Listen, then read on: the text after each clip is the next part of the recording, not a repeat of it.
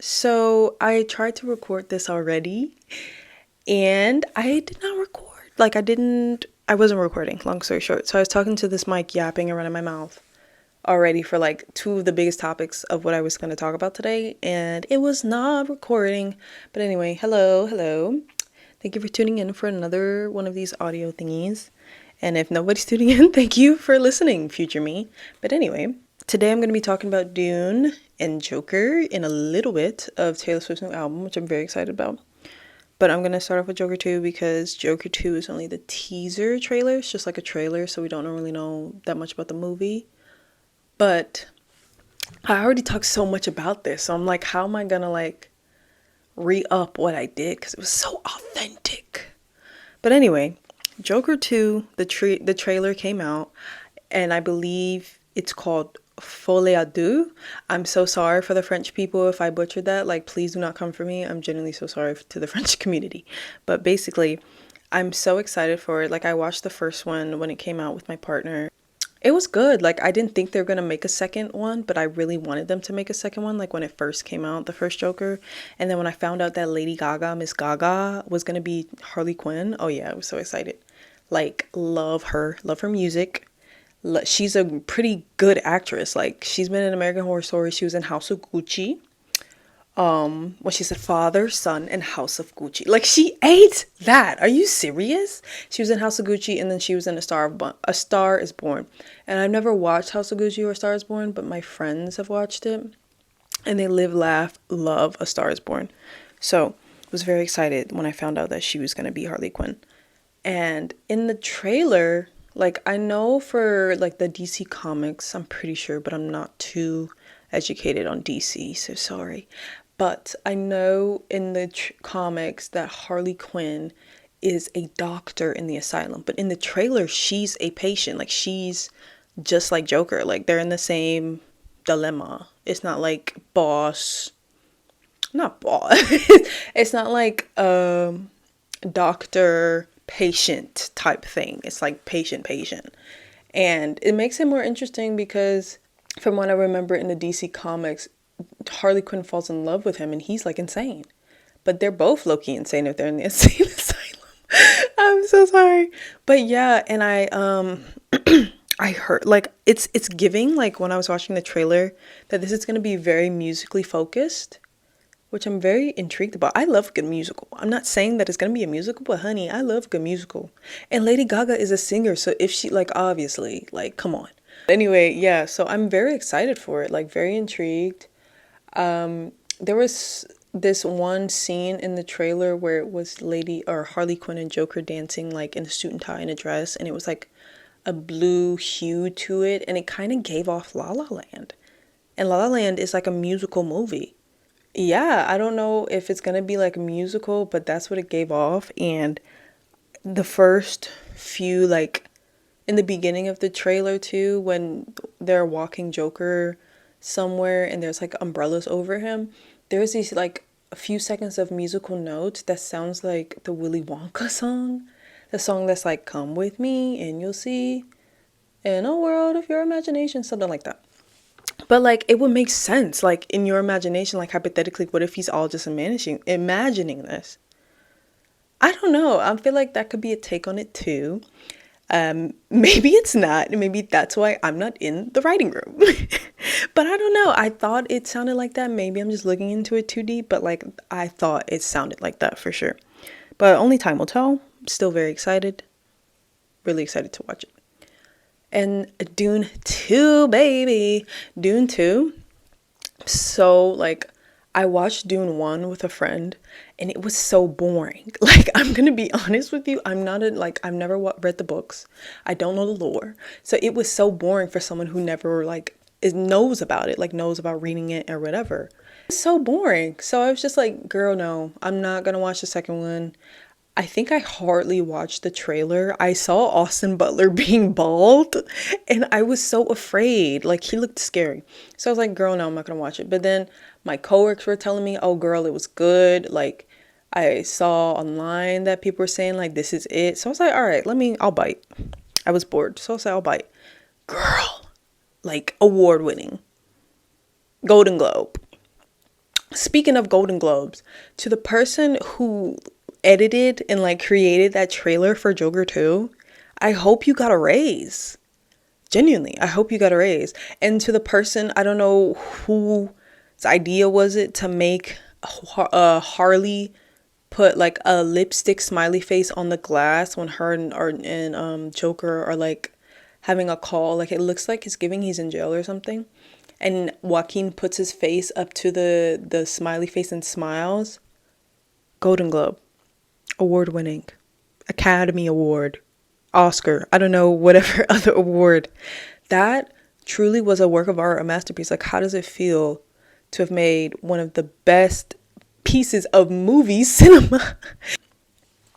Yeah, one to give my kudos. But anyway, Dune 2, beautiful, phenomenal, absolutely phenomenal.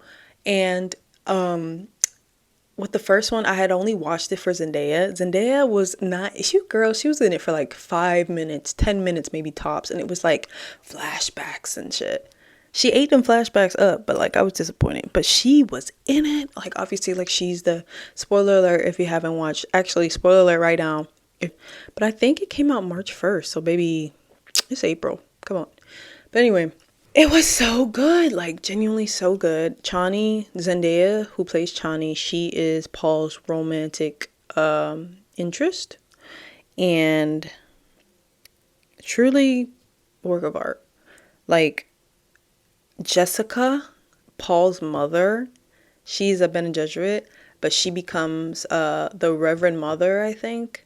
That's the name of it. She ate down that role. Whoever that actress is, like I did not know who she was until watching Dune 1. And she ate up that like I must not fear little scene that she does, like where she just repeats this like mantra of like fear is the mind killer, I must not fear, fear is a little black death. Like she ate that up. And like her reaction to Paul when he was doing that little test in the box, actress, okay? But with this, am I recording? I'm sorry, I have to make sure I'm recording because I was not recording and I already talked about this and I was so upset. But with this, she ate it up too, like genuinely, like when she had to drink the water of life, she like, girl, I was like, oh, like it looks like she's in pain for real. Like she's acting. And she gave off such a great, like mysterious woman, like how she would talk to her baby and like she'd be muttering and stuff. Oh, it was so good. And how she just became the Reverend Mother. Like she became it the minute, like after she drank that water of life. Because she was hesitant in the beginning. But she was like, nah, baby, I see, Paul. Paul, you need to drink it. Because she was telling Paul to drink it. And then Paul and Chani were so beautiful. The way Zendaya and Timothée Chalamet portrayed their relationship was so beautiful to watch. Genuinely. Like it looked authentic. It looked real.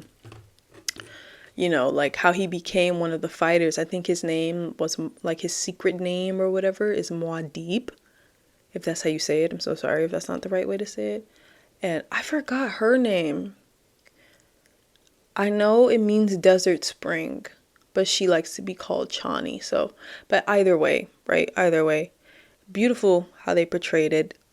But Chani, like for those who watched it, like she doesn't believe in all this stuff about like Lisan al-Gaib, I think that's how you say it. She don't believe in that. She don't believe in waiting for the savior or something like that. Like she's like, baby, we need to fight for our people. That's what we need to do. So she not riding with what they're trying to put down. So Paul eventually tries to like, he's like, yeah, y'all, I'm not that. Like, stop it. But I forgot his name. The leader man, I don't remember his name. He's like, nah, there's something in you. And when Paul eventually like does it, like he drinks the water of life, he nearly dies. And then Chani brings him back to life. Like, can we talk about that? I might have to read that because how the hell was she able to bring him back to life? Because they said it was Desert Spring Tears. I know her name means Desert Spring, but I don't understand. Like, I truly want to know. Like, if I was her, I would have been like, what does this mean, y'all? Like, I'm confused. Like, I'm scared. Yeah, and then Chani, like, when she realizes, like, oh, because Paul was nervous to do this because he was like, I feel like if I do this, I'm going to lose you. Because he knows how she don't believe in that stuff. She don't like it. And she's like, you'll never lose me if you stay who you are. And I was like, babe, he's literally saying, I'm going to change when I get there. Like, when I get there, I'm not gonna be like, they want me to drink the water. I want you to stay with me.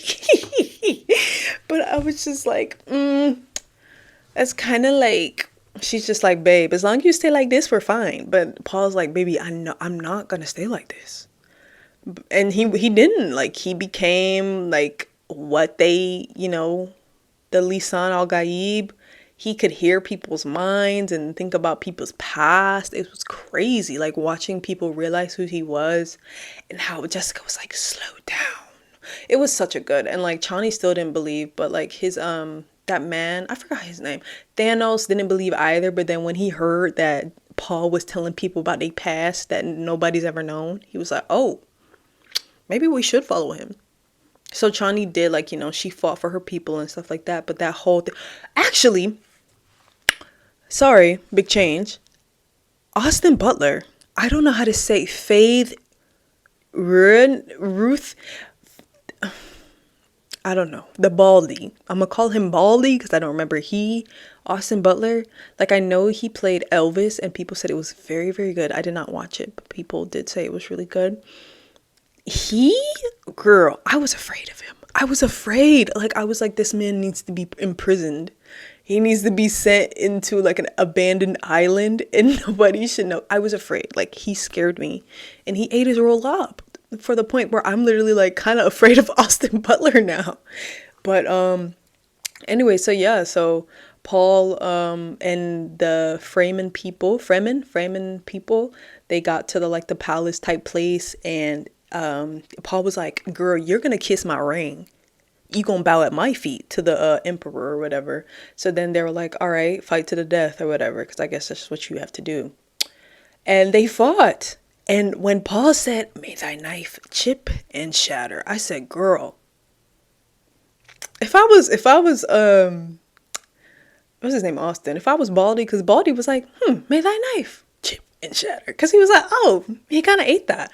Girl, I would have been like, what am I supposed to do? Like, I'm actually kind of scared. He just said, may my knife chip and shatter, so I'll die. I know we're fighting to the death, but like, girly, I'm just a girl. Then they had to do the fight to wherever, because I don't know if YouTube not gonna like me saying that word, but they had to fight. And the emperor chose Baldy as his person, and Paul was like, baby, I'm on the high of the spirit, the water of life juice, okay? So he did it. And obviously, because he's a Lisan Al Gaib, quote unquote. Girl, when they was fighting, I was so scared. I'm like, wait a minute, because I was like, somebody's gonna get hurt. And I'm like, girl, isn't that's the point? But I'm just like, somebody in real life, like these real life people are gonna get hurt. Because it was fast fighting. And then like Paul got stabbed, and I was like, oh my God, is he really gonna die? And I'm like, but he can't literally die. Like, what are you talking about? Like, he's literally like he is literally Paul Atreides. Like, I am Paul Atreides, Duke of the House of Atreides. And then Baldy ends up like, I don't know how YouTube is, so but Baldy's down and he's like, yeah, queen, or yeah, emperor, kiss my ring or whatever. And then he's like, you're gonna pay for what you did to my father. And his father is Oscar Isaac. If you don't know, or if you didn't watch Dune 1, just watch Dune 2.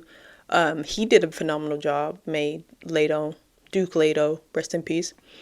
He was like, you're gonna pay, but we're gonna keep your daughter. Like, 'cause I guess they thought that he was gonna kill his entire line, but he's like, no, I'm not gonna kill your entire line. Your line is gonna stay true. Like, you can still have a part of your, I don't want to say heritage, but like a part of your bloodline with my bloodline. Like, we're gonna create like a kingdom, because isn't that something that they do like in those times? And Chani was like, what? And girl, if I was Chani, I'd be the same way. But like, I remember Paul just constantly telling Chani, like, he loves her, and no matter what happens, he told her, no matter what happens, I will love you for as long as I breathe. Girl, if I was Chani and he told me that, I would have been like, oh, wow. I'm sorry. And like he would not stop looking at her during the fight. I'm like, Chani, if you don't think this man don't love you, like he's literally risking his life to stop and look at you while he's fighting. He got Baldy saying, "Oh, is this your pet?" Like, are you serious? I was so stressed. But yeah, Chani realizes that Paul, the plan was for Paul to obviously become emperor or something like that. I don't know. And I think in the books, like it is a political thing. Like it's a political thing. It's done before. It's even done in real life. Like it's a political thing. And she felt some type of way about it, which is understood that she felt some type of way about it. But it's like just because it's political, like just because like he quote unquote has to do it doesn't mean like he wants to. If that makes any sense. And I'm pretty sure in the book he does marry that lady, and I think he has kids with her. Spoiler alert, I don't know. With whoever Florence Pugh is playing, like the daughter of the emperor. But like I feel like I get why she's upset. I get why she's upset totally. But I understand that this is a political move. And he's been telling her like this whole time that he still loves her or whatever. Obviously, actions speak louder than words. That is a saying. So I understand how she sees it, how she views it. And she's a very passionate person. Zendaya acted her butt off with how she presented her. But yeah, another thing that I was like, oh my God about, because Jessica obviously is a Bene Gesserit. She was not supposed to give birth to a son. She was supposed to give birth to a daughter. But she gave birth to a son, which is Paul Atreides. Get it? Got it? Good. Okay. And so he can do like the voice. I don't know if that's what it's called, but like where you speak in a certain tone that makes people do things. Like Jessica can do it. The Bene Gesserit people can do it. Or the Bene Gesserit women can do it. So there's never been a Bene Gesserit man, I think, from what they're insinuating. And like a man should have never like drink from the water of life, because it says like a man could not withstand that much pain.